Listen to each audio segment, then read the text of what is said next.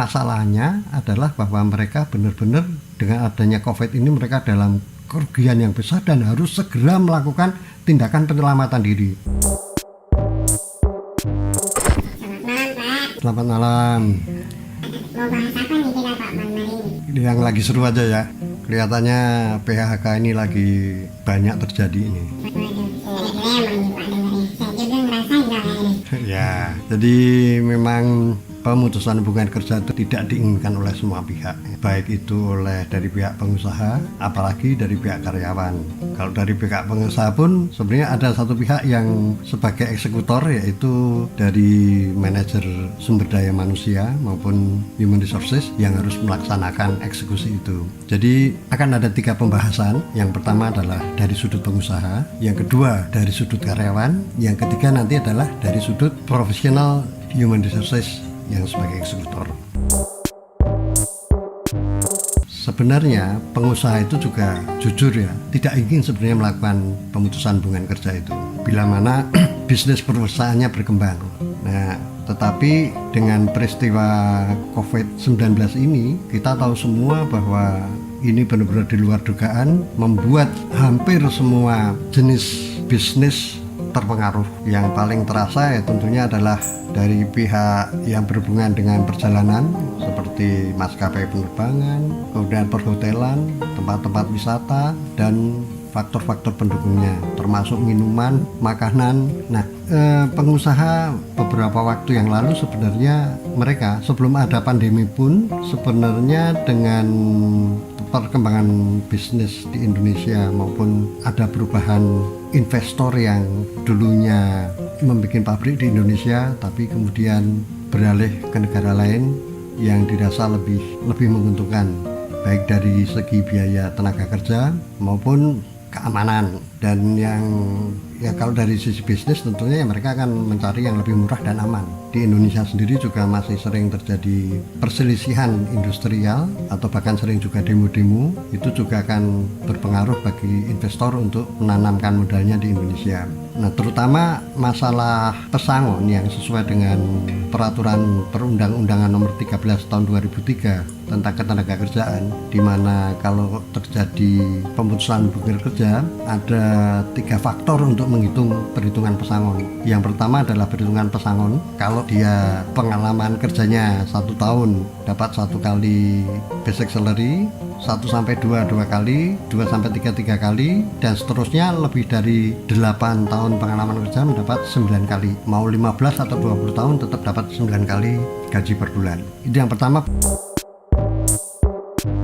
Masa kerja ini juga melengkapi sebenarnya ya sebagai penghargaan atas pengabdian karyawan di perusahaan tersebut. Menurut peraturan perundangan nomor 13 itu, mereka yang di bawah 3 tahun tidak mendapatkan penghargaan masa kerja.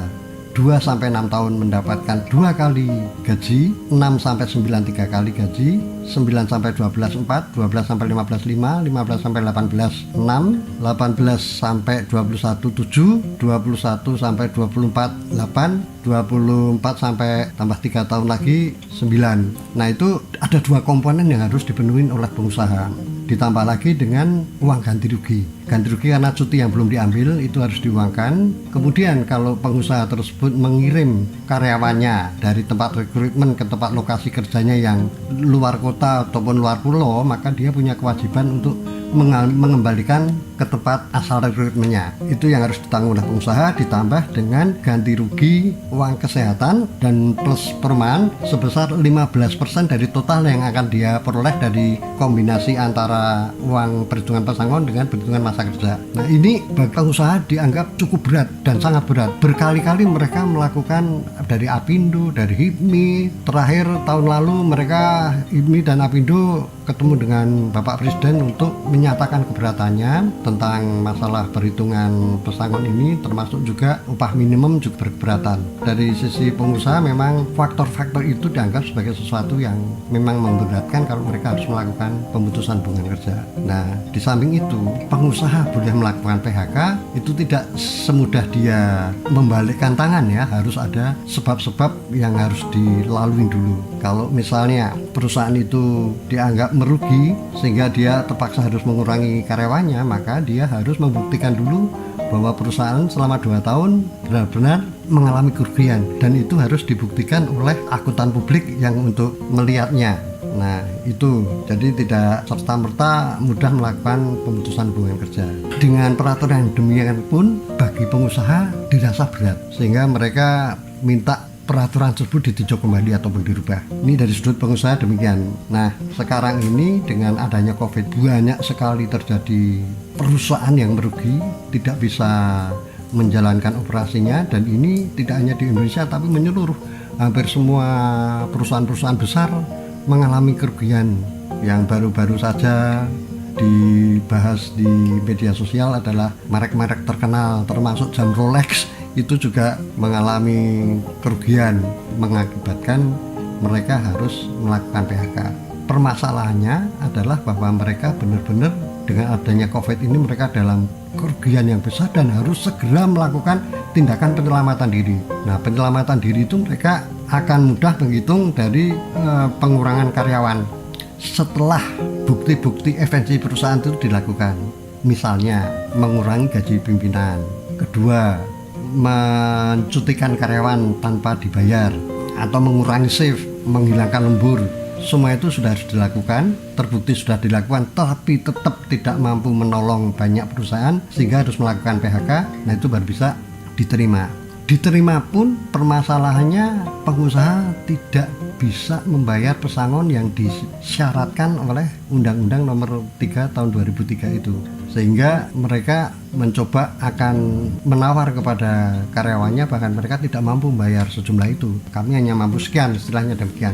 Nah, ini Presiden Jokowi juga melihat situasi yang demikian gentingnya ini sehingga mengeluarkan keputusan Presiden bahwa itu dimasukkan sebagai klausul tambahan di pasal 164 dari Undang-Undang Ketenagaan Kerjaan Nomor 13 tahun 2003 itu, bahwa penyelesaian PHK diserahkan kepada kesepakatan antara pihak pengusaha dengan serikat pekerja dan pengusaha yang bersangkutan. Tapi di situ Bapak Presiden sudah menyatakan bahwa COVID ini adalah suatu hal yang luar biasa yang dianggap bencana nasional, dan dari sisi hukum bisa dianggap sebagai force majeure atau sesuatu yang memang di luar dugaan, tidak bisa direncanakan oleh manusia. Nah, di situ dialihkan masalah pesangon PHK, diharapkan ada kesepakatan antara pihak pengusaha dengan serikat pekerja dan pekerja tersebut.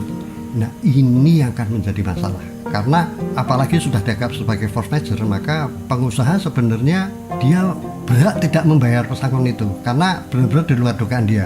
Ini bahkan lawyer kita Luhut itu juga menyatakan bahwa force majeure ini memang membuat pengusaha tidak ada kewajiban untuk membayar. Cuman ya ini akan menjadi sesuatu dispute istilahnya ya, bahwa pasti akan tidak ada kesesuaian kesepakatan antara pengusaha dengan karyawan dalam melakukan PHK ini.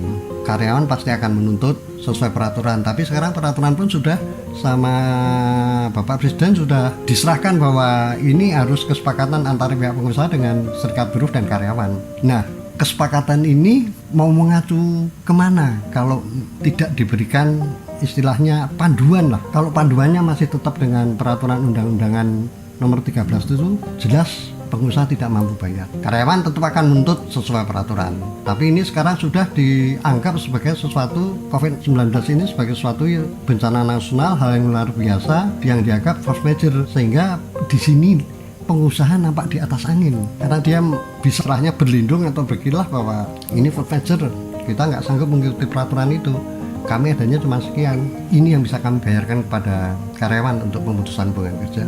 Nah, ini yang akan menjadikan dispute atau istilahnya perselisihan perburuan. Nah, kalau itu terjadi, siapa yang dirugikan? Nah, ini si pengusaha akan berada di atas angin karena si karyawan yang tidak setuju dengan kesepakatan dia akan lapor ke Disnaker. Kemudian Disnaker akan mengundang pengusaha dan karyawan untuk melakukan perdamaian dengan disidang oleh Disnaker. Kalau di situ belum putus, bisa naik lagi sampai ke tingkat MA. Tapi prosesnya untuk sampai ke MA itu bisa berlarut-larut lama. Nah ini yang membuat maaf kalau pengusaha bisa berada di atas angin. Nah bagi karyawan yang ingin menuntut itu nunggu sampai ke tingkat MA untuk diberikan putusan final, bisa minimal 1 tahun sampai 2 tahun prosesnya itu. Nah selama itu di mana dia sudah PHK, sudah tidak diberikan gaji, terus mau makan apa untuk bertahan mengurus haknya sampai diputuskan oleh MA. Iya kalau menang, kalau kalah habis sudah segalanya. Itulah saya kira yang kita hadapi saat ini adalah masalah kesepakatan antara pihak pengusaha dan serikat pekerja ini yang harus diberikan suatu panduan ya, supaya kesepakatannya lebih mudah tercapai. Kalau saat ini panduannya masih mengandalkan Undang-Undang Nomor 13 tahun 2003 itu akan sulit untuk mencapai kesepakatan. Dan ini ya maaf pihak pengusaha istilahnya berada di atas angin lah dengan adanya kepres dari Bapak Presiden yang keluar tanggal 13 April kemarin. Nah saya kira dari sudut pengusaha adalah semacam itu, artinya mereka sebenarnya tidak ingin ya mem-PHK ya, mereka maunya juga bisnis berkembang dengan baik, tapi karena kejadian COVID ini dan dianggap sebagai suatu bencana nasional dan dianggap sebagai sesuatu yang luar biasa yang membuat dia bisa tidak memenuhi kewajibannya. Nah, saya kira pada posisi ini memang dari pihak serikat pekerja maupun karyawan dalam kondisi yang tertekan. Saya kira itu yang bisa saya sampaikan. Nanti kita bahas dari sisi karyawan. Terima kasih.